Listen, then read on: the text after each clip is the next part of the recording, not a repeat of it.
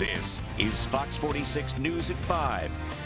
First at 5, Fox 46 is learning new information about a 6-year-old boy who died from COVID complications.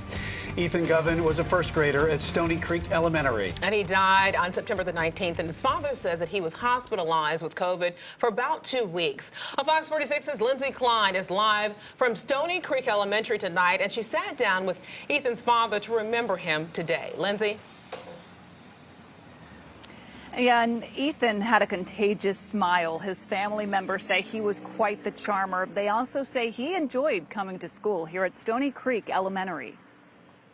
An overall happy baby. 6-year-old Ethan Govan's father smiled as he remembered his son, who he says smiled and laughed at everything. Reggie Govan didn't want to go on camera, but shared these photos of the smiling first grader with us, reminiscing on his love for Transformers and his lovable nature. His dad says Ethan never met a stranger. The first grader had been on a feeding tube, but never let that stand in his way of accomplishing anything he wanted to. His father says he spent about 2 weeks hospitalized for COVID-19 before he passed away on September 19th. Charlotte Mecklenburg Schools says counselors are always available to students.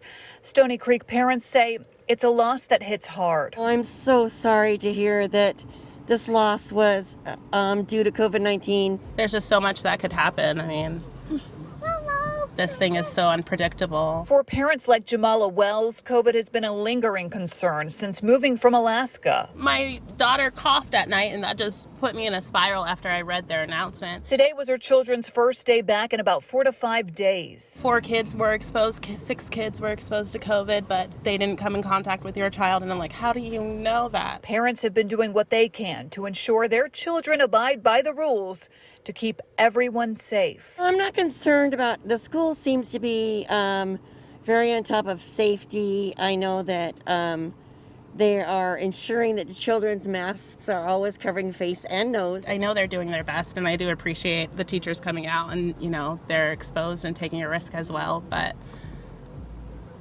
Mama's heart is a little bit frightened, I guess.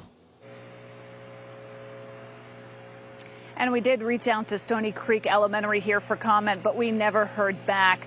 Ethan's dad said if it had been up to him, Ethan would have grown up to be some kind of ball player, and he loved playing any kind of sport. His funeral services are scheduled for 1 p.m. tomorrow. In Charlotte, Lindsay Klein, Fox 46.